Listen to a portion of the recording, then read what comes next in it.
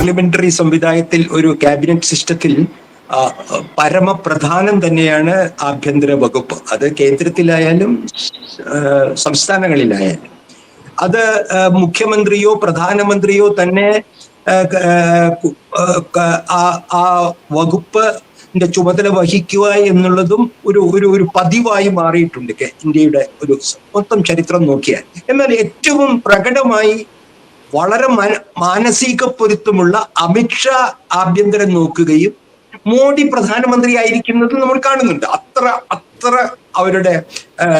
അവർ തമ്മിലുള്ള പരസ്പര വിശ്വാസവും അവരുടെ തമ്മിലുള്ള രാഷ്ട്രീയ ഐക്യവും ഒക്കെ അങ്ങനെയുള്ള വളരെ മൂർത്തമായ അവരുടെ RSSലുള്ള അവരുടെ പൊതുവിശ്വാസവും ഇതിനെല്ലാം മുകളിലായി RSS അവരുടെ നിരീക്ഷിക്കുന്നുണ്ട് എന്നുള്ള അറിവും ഒക്കെ ആവുമ്പോൾ അവിടെ ആഭ്യന്തരം ഷാ നോക്കുന്നു,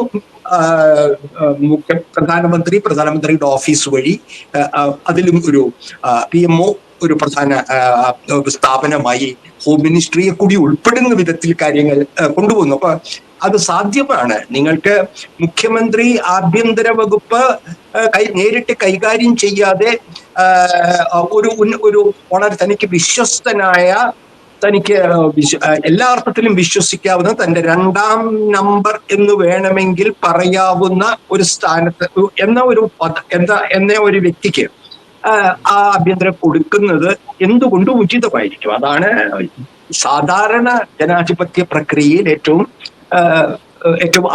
അഭികാമ്യമായിട്ടുള്ളത്. അതായത് ഇപ്പൊ സതീശൻ മുഖ്യമന്ത്രി, സതീശൻ ഏറ്റവും വിശ്വാസമുള്ളതും ഭരണപരിചയവുമുള്ളതും ഉള്ള ഒരു മന്ത്രിക്ക് ആഭ്യന്തരം നൽകുക, അദ്ദേഹം അങ്ങനെ വേണമെങ്കിൽ.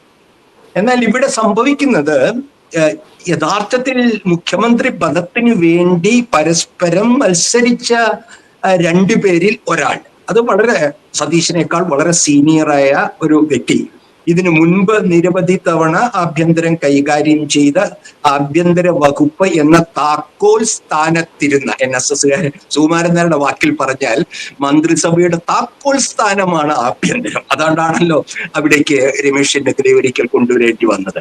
അപ്പൊ ഇത്തരത്തിൽ ചെറിയ വിഭിന്നമായിട്ടുള്ള ചില സമീപനങ്ങളും രാഷ്ട്രീയ പശ്ചാത്തലവും ബന്ധങ്ങളുമുള്ള രണ്ടുപേർ തമ്മിലുള്ള ഒരു ഐക്യം എങ്ങനെയാണ് സാധിക്കുക എന്നുള്ളതൊരു വലിയ വെല്ലുവിളിയാണ്. രമേശ് ചെന്നിത്തല ആഭ്യന്തരമന്ത്രി സ്ഥാനം വേണമെന്ന് പിടിവാശി പിടിക്കുകയാണെന്നാണ് നമ്മൾ പറഞ്ഞത്. അത് സ്വാഭാവികമാണ്. അതായത് ഒരു ഉപമുഖ്യമന്ത്രിയായി അദ്ദേഹം ഒരിക്കലും ഇരിക്കുകയില്ല. സതീശന്റെ കീഴിൽ ഉപമുഖ്യമന്ത്രി എന്നുള്ള സ്ഥാനം ഒരിക്കലും രമേശ് സ്വീകരിക്കുകയില്ല. ഒരു സ്പീക്കർ സ്ഥാനമോ ഒന്നും സ്വീകരിക്കില്ല. അത് നമുക്ക് മനസ്സിലാക്കാൻ കഴിയും. അദ്ദേഹത്തിന്റെ ആത്മാഭിമാനത്തിന്റെ ഒരു പ്രശ്നമായി അദ്ദേഹം കാണും. എന്നാൽ അദ്ദേഹം ആഭ്യന്തരമന്ത്രിയായിരിക്കുമ്പോൾ അതിന്റെ താക്കോൽ സ്ഥാനത്ത് താനാണ് എന്ന് തന്റെ അനുയായികൾക്കും തന്റെ കൂടെ നിൽക്കുന്ന MLA-മാർക്കും ഒക്കെ സന്ദേശം കൊടുക്കാനാണ് നല്ലതാണ്. പിന്നെ ഈ കോൺഗ്രസിലെ മുറിവ് ഉണക്കാനും ഒരു പക്ഷേ അത് സതീശൻ അതിന് തയ്യാറായേക്കും. പക്ഷെ അതിന്റെ പ്രത്യാഘാതങ്ങളും ഒക്കെയാണ് നമ്മൾ മലയാളികൾ ചർച്ച ചെയ്യേണ്ടത്. ആഭ്യന്തര കാര്യത്തെ സംബന്ധിച്ച് ആഭ്യന്തര കാര്യം എന്ന് പറയുമ്പോൾ പോലീസ്, നിയമപാലനം, സമാധാന പരിപാലനം. ഇന്നത്തെ സാഹചര്യത്തിൽ ഏറ്റവും പ്രധാനം കേരളത്തിലെ വിദ്വേഷ പ്രചരണം അവസാനിപ്പിക്കുക എന്നുള്ളതാണ്. കഴിഞ്ഞ 10 വർഷത്തെ CPM-ന്റെ ഏറ്റവും നേതൃത്വത്തിലുള്ള പിണറായി സർക്കാരിന്റെ ഏറ്റവും വലിയ നേട്ടമെന്ന് നമുക്ക് മനസ്സിലാക്കുന്നത് വർഗീയ കലാപം ഉണ്ടായില്ല. എന്നാൽ വർഗീയ കലാപം ഉണ്ടായില്ല എന്ന് പറയുന്നത് കൊണ്ട് മാത്രം സമാധാന അന്തരീക്ഷം ഉണ്ടാവുന്നില്ല. കേരളത്തിൽ ഏറ്റവും അധികം ഇസ്ലാമോഫോബിക് പ്രചരണങ്ങൾ നടന്നത് കഴിഞ്ഞ 10 വർഷമാണ്. ഏത് തലത്തിലും ആർക്കും മുസ്ലിം ന്യൂനപക്ഷങ്ങളെ കെട്ടിയിട്ടടിക്കാം. വഴിയിൽ കെട്ടിയിട്ട ചെണ്ട പോലെ ആർക്കും, കാസക്കാർക്കും ഏതെങ്കിലും ചില ലവ് ജിഹാദി എന്ന് പറഞ്ഞ പുരോഹിതന്മാർക്കും അല്ലെങ്കിൽ വെള്ളാപ്പള്ളിയെ പോലെയുള്ള സാമുദായിക നേതാക്കൾക്കും ആർക്കും സാമൂഹ്യ മാധ്യമത്തിലും പരസ്യമായും അത് ചെയ്യാൻ കഴിഞ്ഞിരുന്നു എന്നുള്ളത് അത് വലിയ ഒരു യാഥാർത്ഥ്യത്തെ കൊണ്ടുവരുന്നു. ആർക്കാണ് അത് മാറ്റിയെടുക്കാൻ കഴിയും? അത്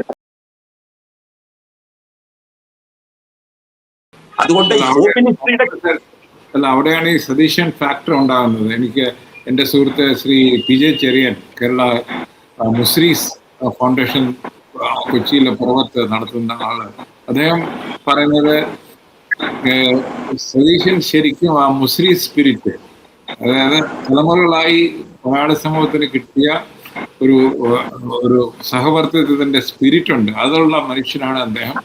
അദ്ദേഹത്തിന് വേണ്ടി കൊടിയേന്തി അത് പ്രകടനം നടത്താൻ തയ്യാറായിട്ട് PJ ചെറിയൻ ഇരിക്കുകയായിരുന്നു ആലുവയിൽ. ഞാൻ പറഞ്ഞു അതൊക്കെ കഴിയട്ടെ എന്ന് പറഞ്ഞു. താങ്കൾ പറയുന്ന ഈ മുസ്ലിം സ്പിരിറ്റ് താങ്കൾക്ക് മനസ്സിലായല്ലോ, കൊടുങ്ങല്ലൂർക്കാർക്ക് ഇത് ആണ് ഏറ്റവും കൂടുതൽ മനസ്സിലാവുന്നത്.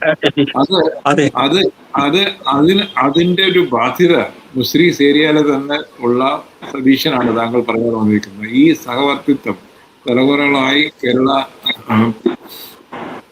സമൂഹം അനുഭവിച്ചിരിക്കുന്ന, അല്ലെങ്കിൽ അതിന്റെ പാർട്ടായ ഈ സഹവർത്തിത്വത്തെ കൊണ്ടുപോകാൻ എനിക്ക് തോന്നുന്നത് സതീശൻ തന്നെ ആഭ്യന്തരം കൈകാര്യം ചെയ്യണമെന്ന്. ഞാൻ എനിക്ക് വ്യക്തിപരമായി രാഷ്ട്രീയം പരമായും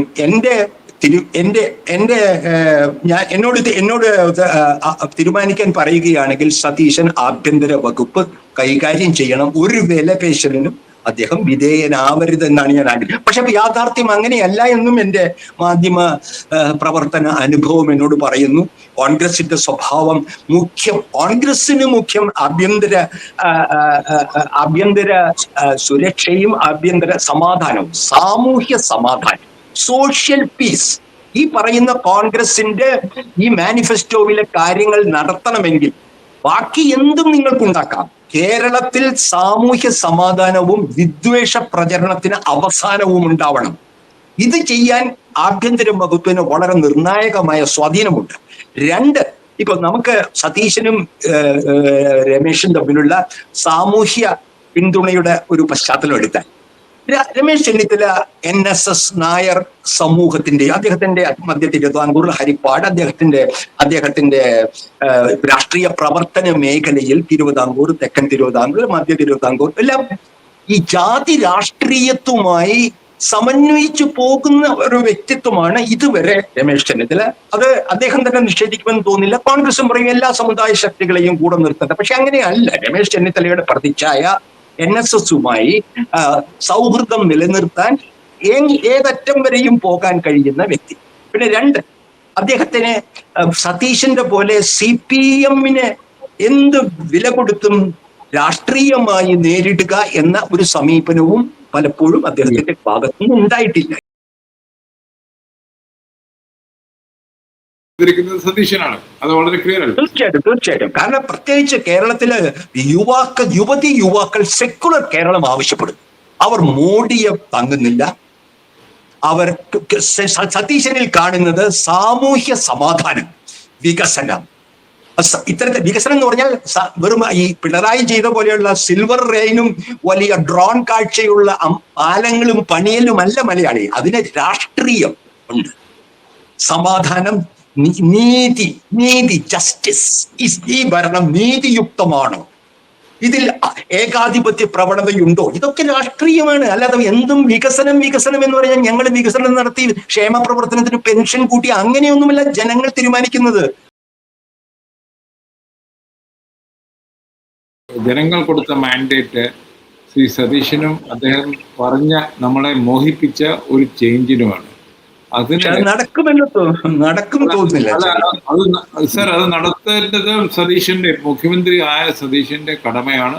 അത് അദ്ദേഹം ചെയ്യാൻ സാധിക്കില്ല. അദ്ദേഹം അത്രത്തോളം ഇനി രണ്ടാമതൊരു പോരിന് അദ്ദേഹത്തിന്റെ അത് എത്ര ലിമിറ്റഡ് ആണെങ്കിലും അദ്ദേഹത്തെ ചെയ്യാൻ അനുവദിക്കുക. ബാക്കിയുള്ള എന്നാൽ വേറൊരു കാര്യം ചെയ്യാം. നമ്മളെ അനുഭവത്തിൽ നിന്ന് വിജിലൻസ് അദ്ദേഹത്തിന് കയ്യിൽ വെക്കാം. അഴിമതിയുടെ കാര്യം പല മാർഗങ്ങളുണ്ട്. ഇന്നത്തെ മീറ്റിംഗ് കൂടെ കഴിഞ്ഞപ്പോൾ എനിക്ക് തോന്നുന്നില്ല സതീശൻ അങ്ങനെയൊക്കെ ഉള്ള വിട്ടുവീഴ്ചകൾ ചെയ്യുമെന്ന് തോന്നുന്നില്ല. പക്ഷേ അത് നമുക്ക് നാളെ വൈകുന്നേരത്തോടെ അറിയാമല്ലോ. നമുക്ക് ഇത് പറഞ്ഞ് ഉപസംഹരിക്കാം. അതായത് മാൻഡേറ്റ് ശ്രീ സതീശനും അദ്ദേഹം പറഞ്ഞ പൊളിറ്റിക്സിനുമാണ്. അത് ചെയ്യാൻ അദ്ദേഹത്തെ അനുവദിക്കേണ്ടത് കോൺഗ്രസ് പാർട്ടിയുടെയും മുന്നണിയുടെയും കടമയാണ്. അതാണ് ജനങ്ങൾ അവരിൽ നിന്നും ആഗ്രഹിക്കുന്നത്.